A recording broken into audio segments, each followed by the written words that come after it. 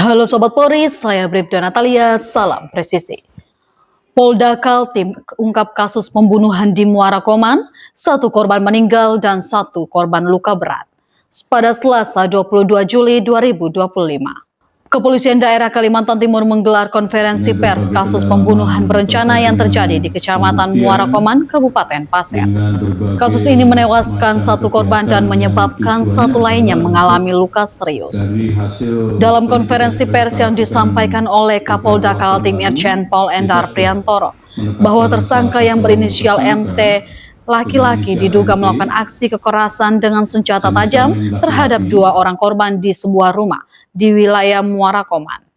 Peristiwa tragis tersebut terjadi pada Jumat 15 November 2024 sekitar pukul 04.00 WITA. Menurut keterangan saksi, tersangka sebelumnya meninggalkan posko sekitar pukul 02.00 WITA untuk beristirahat di rumahnya yang berjarak sekitar 200 meter dari lokasi kejadian. Namun pada sekitar pukul 04.00 WITA, ia kembali ke posko dan langsung menyerang korban inisial A yang tengah tertidur. Sementara itu korban lainnya berinisial R ditemukan telah tewas dengan luka bagian leher. Setelah melakukan aksinya, tersangka pun kembali ke rumah dan berpura-pura tidak mengetahui kejadian tersebut hingga kembali dibangunkan oleh anaknya sekitar pukul 04.30 WITA.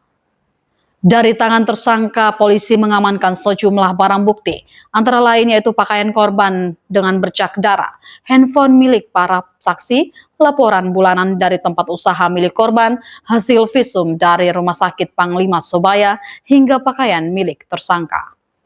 Atas perbuatannya, tersangka dikenakan pasal 340 KUHP tentang pembunuhan berencana, subsider pasal 338 KUHP tentang pembunuhan, subsider pasal 351 ayat 3 Jo, pasal 53 KUHP tentang penganiayaan yang mengakibatkan kematian. Polda Kaltim menegaskan komitmennya dalam mengusut tuntas kasus ini dan memastikan proses hukum dapat berjalan dengan lancar sesuai ketentuan.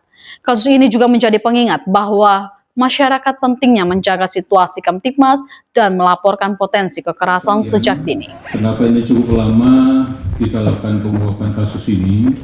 Karena kami dari penyidik tentunya akan berupaya melakukan tindakan kepolisian berupa penyidikan secara profesional dan kita bisa pertanggungjawabkan secara yuridis. Karena kita juga tidak mau kasus yang diatensi ini ada celah-celah yang tidak kita pertanggungjawabkan. Artinya dengan penetapan tersangka tentunya kami sudah yakin bahwa alat bukti, minimal 2 alat bukti sudah terpenuhi untuk menetapkan saudara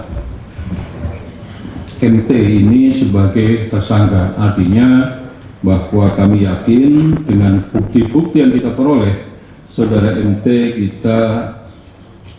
kita tetapkan sebagai tersangka.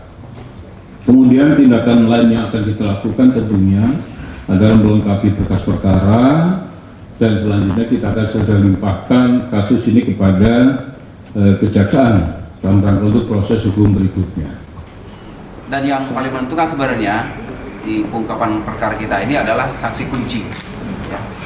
Ya, setelah kita lakukan pemeriksaan mendalam, ada saksi kunci tadi memang melihat, cuma kita tidak pos dulu ya, melihat langsung kepada si pelaku. Ada beberapa keterangan juga yang dia sampaikan tapi terbantahkan dengan ya internal mereka sendiri. Ya, ada beberapa yang tidak pas keterangannya, itu yang kita faktakan. Karena pelaku sendiri ini tidak mau, belum mau mengaku, nggak apa-apa. Dalam KUHP 5 alat bukti ini, ya kan, kita sudah pegang 4. Buat apa? Tinggal dia saja yang belum. Alat bukti saksi, saksi, ahli, petunjuk, surat kita sudah pegang semua. Selanjutnya kami sampaikan data gangguan Kamtibmas dan kriminalitas yang terjadi di wilayah Polda Kaltim pada Kamis 24 Juli 2025.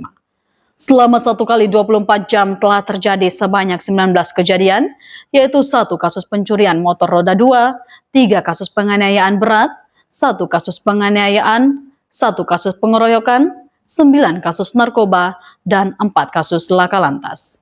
Demikian Polda Kaltim News edisi hari ini, saya Bribda Natalia. Terima kasih, salam presisi.